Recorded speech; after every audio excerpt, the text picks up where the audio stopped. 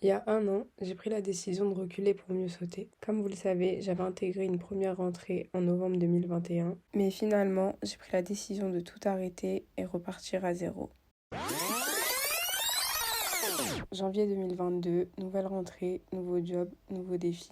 Et notamment un en particulier pour lequel je me battais depuis tant d'années. Cette année-là, l'objectif, c'était d'intégrer l'un des meilleurs masters de mon domaine, tout en étant en rentrée décalée. Aujourd'hui, on est le 23 novembre et je commence enfin à filmer. Dites-vous qu'à la base, je voulais filmer sur 2 mois. C'était beaucoup trop ambitieux et je me suis dit que j'allais réduire à 2 semaines, vivre les 2 dernières semaines à fond, et je pense que c'est vraiment là où il va y avoir des choses, et c'est vraiment là où on va me voir plus en activité, parce que sincèrement ces 2 derniers mois j'étais plus en mode flemme, en mode dans mon coin, en mode fatiguée. J'étais vraiment très très très fatiguée. J'avais grave sous-estimé la chose. Je suis vraiment beaucoup plus détendue. Vraiment là, c'est en mode j'ai hâte de finir, et peu importe ce qu'il arrivera ou ce qui se passera, et bah je suis grave contente de ce qui s'est passé, de ce que j'ai vécu. Pas de regrets, vraiment j'ai pas de regrets. J'ai pas réussi à filmer le début de la semaine, mais sincèrement vous avez rien raté, j'étais juste au travail. Ça va être vraiment là les jours les plus difficiles, dans le sens où on a notre dossier à rendre dans 4 jours et c'est la guerre comme d'habitude, donc c'est chaud. Et sachant que j'ai mon oral la semaine prochaine, donc il faut qu'on se prépare pour notre oral et qu'on rende notre dossier. Ce qui est bien, c'est que demain je ne travaille pas, donc je vais essayer de me mettre à fond sur ça. Vendredi je vais aller en cours, mais là ce sera mes cours du M2. Et samedi, en fait je vous explique, parce qu'il y a un autre problème qui m'est tombé sur la tête. Faut savoir que durant ces mois-ci, à chaque fois que je réglais un problème, il y a un autre problème qui arrivait. Là dernièrement, le souci que j'ai eu en fait, c'était que pour mon M2, il fallait que je m'inscrive au TOEIC. Sauf que j'ai oublié d'aller le passer. Là, il n'y a pas longtemps, la responsable de formation, elle m'a demandé: ouais, ton TOEIC, madame.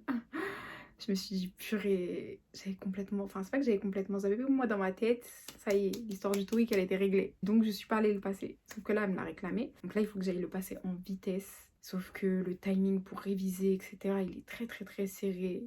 Et ça me saoule, en fait, de devoir payer un test pour aller le foirer, juste pour prouver que je l'ai passé, et après repayer pour l'avoir. Mais bref, je crois que c'est comme ça que ça va finir. Du coup, pour en revenir au samedi, c'est que là, j'hésite à y aller ce samedi. Donc là, je sais pas trop comment je vais gérer la chose. Faut que je réfléchisse. Objectif de cette semaine, c'est boucler le dossier. Hyper, hyper important.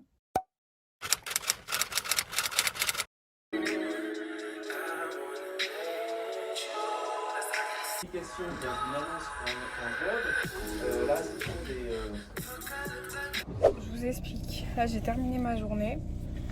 Et là, je suis en pleine hésitation. Est-ce que je fais un saut à Créteil Soleil, parce que c'est le Black Friday aujourd'hui, ou est-ce que je rentre chez moi? Mais là, je pense que c'est bouché, donc je me dis autant y aller, comme ça au retour j'aurai pas les bouchons. Oh là là, donc je sais pas. Je suis partie récupérer aussi un formulaire pour le parking, parce qu'on sait jamais. Je pense que maintenant je vais venir en voiture, parce qu'aujourd'hui c'était la première fois que je venais en voiture. Et je pense que c'est largement meilleur pour moi. Finalement, je suis venue, je vais aller faire un petit tour, voir s'il y a des trucs qui m'intéressent. Comme ça, au moins, je me taperai pas les bouchons tout à l'heure. Donc, c'est parti.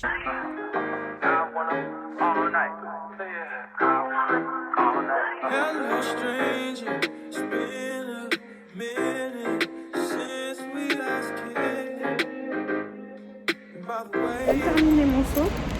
Franchement, il n'y avait pas grand chose. Je sais pas si vous allez m'entendre, mais il n'y avait rien d'intéressant.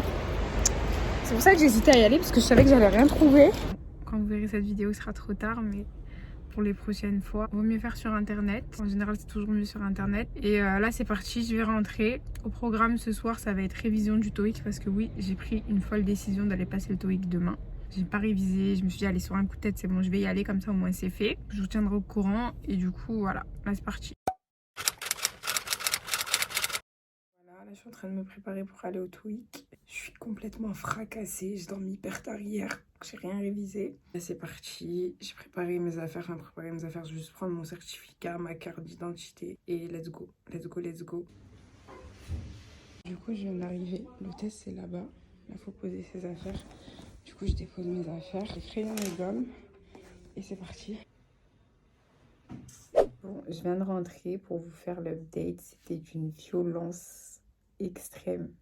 Sachant que, en plus, je me dis, heureusement qu'on m'avait briefé un peu. Genre, j'avais le retour d'expérience de mon frère, des gens de ma classe. Voilà, on m'avait dit de commencer par les textes à la fin, tout ça. En fait, c'est le listening qui m'a fouettée. Mais quand je vous dis ça m'a fouettée, or que de base, moi, je comptais sur ça parce que je comprends mieux que je lis. Le conseil que je peux vous donner, n'y allez pas sans avoir révisé si vous savez que vous êtes très très nul.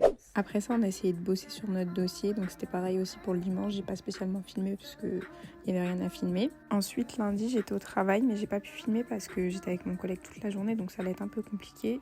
Du coup, là, on arrive au mardi. Vous voyez ça, c'est quand je m'endors avec mon PC dans le lit et que j'ai la flemme de me lever et d'aller le poser sur ma table. Le but étant qu'aujourd'hui, nous n'avons pas. Alors, il faudra vous reconnecter. On reprend face-to-face parce qu'à partir de là, c'était littéralement un carnage. Mais quand je vous dis un carnage, la journée du 29, elle a démarré par un cours en ligne. Ce cours-là, on l'a eu pendant 1 heure. C'était l'introduction d'un nouveau cours. Le lendemain, on a eu ce même cours toute la journée. Il faut savoir que le surlendemain, on avait partiel. Donc imaginez juste la dinguerie déjà, à savoir que notre oral il était le jour de ma journée de partiel parce qu'on avait décidé de passer les premiers, sachant que le dossier qu'on avait rendu il était catastrophique et que à ce moment-là on n'avait toujours pas répété. Dites-vous qu'on a fait une unique répétition le jour J, genre c'était n'importe quoi jusqu'au bout. Bref, du coup, comme je vous ai dit, notre groupe c'était n'importe quoi, un groupe grave bancal et franchement je crache sur personne parce que moi la première, franchement j'en avais marre. Clairement moi j'avais lâché l'affaire, j'en avais marre, j'étais en mode déni, j'étais dans mon coin, je dormais. Comme je vous ai dit, mode déni égale, je veux plus rien savoir. Et le pire c'est que la semaine d'avant, je m'étais grave remotivée à me dire ça y est, je suis dedans, tout ça, nanana, dernière ligne droite. Je suis repassée en mode déni. J'en avais marre, j'avais plus envie de rien faire, genre c'est bon. Là j'avais eu ma dose, peu importe ce qui allait se passer, tant pis. En fait, j'avais donné tout ce que je pouvais, là j'en avais marre. Du coup, on a été aux examens le jeudi. Dites-vous, on a eu un examen d'anglais qu'on devait même pas avoir. Ensuite, on a fait le partiel de la matière qu'on avait eu la veille. Ensuite, l'après-midi, on a eu notre oral. On avait décidé de passer les premiers pour éviter un petit peu la casse, genre pour pas être les plus pourris. Comme je vous avais dit, on avait répété juste avant. La répétition qu'on avait faite, elle était catastrophique. Mais quand je vous dis catastrophique, et après, Dieu merci plus ou moins, quand on est passé devant le prof, ça allait, mais c'était quand même un carnage et le prof, il nous a terminé. Pour vous dire, il nous a dit de faire des corrections. Les corrections, on les a jamais faites. Donc, imaginez juste le niveau du groupe, à quel point c'était chaud. Donc voilà, et au final, la fin de mon M1 s'est terminée comme ça. C'était une fin un peu spéciale, c'était vraiment bizarre. Au final, là, j'attends toujours les résultats. Ça va être la grande surprise parce que vu qu'on n'a pas fait les corrections, je sais pas ce qui va se passer. Ensuite, le vendredi, je devais aller en cours, mais finalement, ça a été annulé. Mais là, c'était mes cours du M2. Donc au final, ma semaine, elle s'est terminée comme ça. Du coup, là, je me suis dit, pour pallier un petit peu au manque d'image, j'allais vous parler un petit peu de mon organisation. C'est quelque chose qui me revenait quand même assez souvent tout le temps. On me demande comment tu fais pour t'organiser, gérer ci, ça, réviser, etc. Et moi, à chaque fois qu'on me demande ça, j'étais en mode mais je fais rien parce que personnellement j'ai pas réussi à atteindre l'organisation que je souhaitais au niveau des cours. Malgré que ma méthode elle soit pas carrée, bah, c'est comme ça que je m'en sors. Je vais vous expliquer plus ou moins ce que je fais ou en tout cas ce que j'ai essayé de relever, etc. Je vais vous raconter et vous prendrez ce que vous aurez à prendre. Premièrement, je fais toujours en sorte de toujours être au courant de tout. C'est-à-dire que quand il faut rendre des devoirs, faut que je le sache. Quand il y a contrôle, faut que je le sache. Je déteste être surprise par les événements. J'aime bien tout savoir, ça c'est hyper important comme ça. Si par exemple je prends la décision de pas réviser, bah ce sera de ma faute et non pas parce que je le savais pas. Et ça va pas me frustrer, vous voyez. Je fais toujours en sorte de tout savoir, c'est hyper important. Et déjà ça va vous permettre de bien vous organiser. Je pense qu'au niveau des cours, faut stresser le moins possible. Et qui dit se stresser le moins possible, dit toujours tout savoir, essayer d'anticiper. Je dis ça, mais bon, vous allez voir que ici, l'anticipation, elle est difficile. Ce qui va se passer, c'est que en général, pour les devoirs, je vais toujours tout faire au dernier moment. Je vous dis la vérité, j'ai vraiment du mal à faire en avance. Et ça va être souvent dans l'urgence, à l'arrache. Il y a vraiment que quand je sens que c'est la fin et qu'il faut rendre le devoir très prochainement, que c'est là où ça va me mettre la pression et que je vais le faire.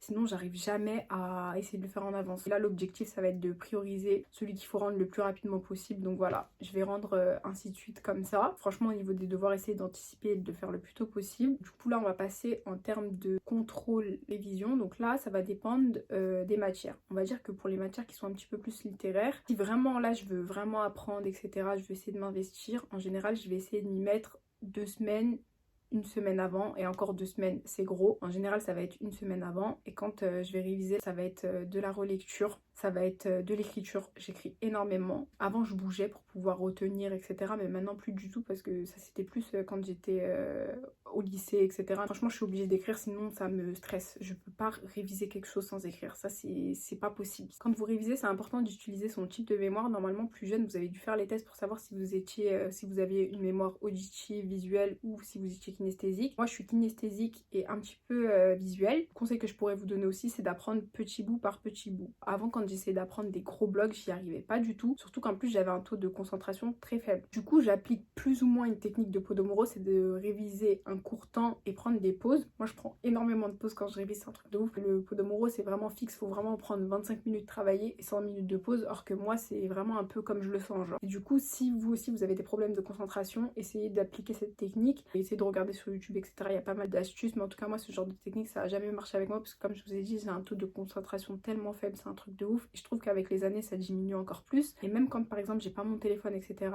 je vais me déconcentrer toute seule, c'est-à-dire que je vais regarder par la fenêtre, je vais commencer à me balancer, c'est un truc de ouf. Sinon, si je veux pas réviser, etc., j'ai la flemme d'apprendre, etc., là, je vais me focaliser à comprendre l'essentiel. Et en général, ça, c'est quelque chose qu'on applique grave dans le supérieur. Le but, c'est de comprendre la base, et une fois que tu as compris la base, tu essayes de retranscrire avec tes mots. Là, ça va rejoindre la deuxième méthode qui s'applique plus aux matières un petit peu plus financières, on va dire, qui est de se concentrer et de comprendre en cours. En général, pour ce genre de matière, tu es obligé de suivre, de comprendre pour pas être largué. Pour ce genre de matière, je vais être hyper concentrée, je vais grave écouter en classe. Du coup, quand je vais revenir chez moi, je vais refaire l'exercice, etc. Je vais pas être en galère. Pour les matières un peu plus financières, il n'y a pas de secret, faut refaire les exercices, faut s'entraîner, etc. Si vous vraiment vous n'y arrivez pas seul, essayez de demander de l'aide à vos camarades. Ou par exemple, dans le supérieur, on a toujours des petits groupes. Du coup, nous, c'est ce qu'on faisait, on travaillait en groupe. Si par exemple, moi, j'ai pas compris, bah, ma pote, elle va m'expliquer. Et inversement, ce que moi, j'aurais compris, elle aura pas compris, je vais lui expliquer. Donc ça, c'est hyper important aussi d'avoir des bons groupes, des bonnes personnes avec qui travailler, des personnes qui nous ressemblent aussi, ça c'est hyper important. Ce que je pourrais vous dire aussi, c'est d'apprendre à travailler votre mémoire, ça c'est hyper important. Et ça, je pense que c'est aussi quelque chose qui m'a grave aidé, parce que avant je travaillais énormément ma mémoire, et le fait d'avoir appris à travailler ma mémoire fait que aujourd'hui, quand par exemple je vais relire un cours vite fait, etc., ça va vite rentrer, vous voyez. Alors que quelqu'un qui utilise que la méthode de je comprends,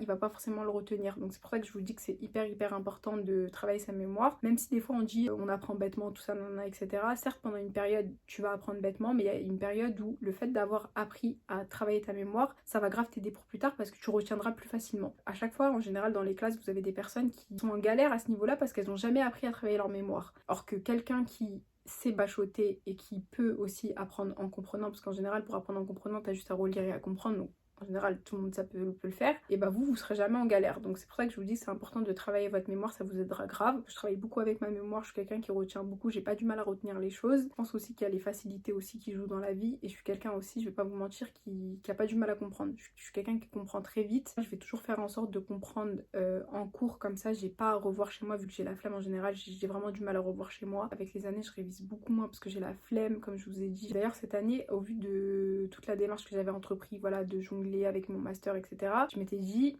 si je continue comme ça, là ça va pas le faire cette année. Carrément en début d'année, j'essaie de m'organiser, tout ça, etc. Franchement, j'ai pas réussi et j'ai lâché l'affaire. Je vous dis concrètement, je me suis dit, c'est quoi Mafeda, ta méthode de travail, elle est comme ça, tu y arrives comme ça. Bah tant que tu y arrives comme ça, bah tant mieux. Et en vrai, il n'y a pas vraiment de bonne ou mauvaise méthode de travail. La bonne méthode de travail, c'est celle qui va vous faire réussir. Tant que ça marche d'une manière, bah tant mieux. Juste moi, le petit bémol qui me dérangeait dans cette méthode-là, c'est que voilà, t'es toujours en train de travailler dans l'urgence, t'es souvent stressé, tu dois souvent délaisser des choses, donc c'est un peu chiant. Donc quand tu prépares mieux les choses et t'anticipes mieux, bah ça te permet d'être un peu plus tranquille. Et si par exemple je suis dans une situation où j'ai un devoir à rendre et par exemple j'ai un contrôle à réviser, en général je vais faire mon devoir et laisser tomber les révisions. Les révisions, je vais peut-être faire 2-3 relectures et vas-y. Parce que je sais que je pourrais pas réviser en une soirée ce que j'ai pas appris, donc autant faire le devoir. J'aurais plus de facilité à faire un devoir que de réviser un truc en une soirée. Maintenant, c'est à vous de voir comment vous gérez la chose. Je pense avoir fait le tour sur ma méthode de travail. Donc là, ce qui va se passer, c'est que là, actuellement, je suis toujours dans l'attente des résultats. On se retrouve d'ici quelques jours pour vous annoncer les résultats. Pour vous, ça sera juste après, logiquement. De base, je voulais faire la découverte des résultats avec vous, mais bien évidemment, vu que rien ne se passe comme prévu avec moi, j'ai pas reçu le courrier à temps. Je suis allée chercher mes résultats sur place parce qu'en fait de l'autre côté je me mangeais des pressions, ils arrêtaient pas de me demander mon papier. Je lui avais dit que début janvier j'aurais mes résultats, sauf que là on était mi-janvier et il y avait toujours rien, donc je me suis dit non, faut que j'y aille parce que sinon elle va péter un plomb. Et franchement j'étais trop choquée parce que quand il m'a sorti mon papier, j'ai vu Master 1 validé. Et j'étais trop choquée parce que de base moi je pensais que j'allais être au rattrapage vu qu'il y a plein de devoirs que j'avais pas rendus, et comme je vous avais dit l'oral kata, et finalement Dieu merci j'ai vu que le prof il nous a mis 10 et du coup on avait skill rattrapage et j'ai pu officiellement m'inscrire en Master 2. Finalité de tout ça, c'est que je referai pas 2 fois des choses pareilles. Et en plus, je vous dis finalité, mais au final, c'est que le début. C'est reparti pour une nouvelle année très prometteuse. Et si Dieu le veut, on se retrouve d'ici quelques mois pour la fin de tout ça. Encore une fois, j'en profite également pour vous souhaiter une bonne année 2023, vu que j'ai pas pu le faire en début de vidéo et que c'est ma première vidéo. La santé surtout, je vous souhaite de rien lâcher, même si c'est dur. La vidéo elle est terminée, j'espère que ça vous a plu. N'hésitez pas à liker, commenter, partager et à vous abonner. N'hésitez pas à me suivre sur les réseaux, je les mettrai juste ici. En attendant la prochaine vidéo, prenez soin de vous, je vous fais plein de gros bisous.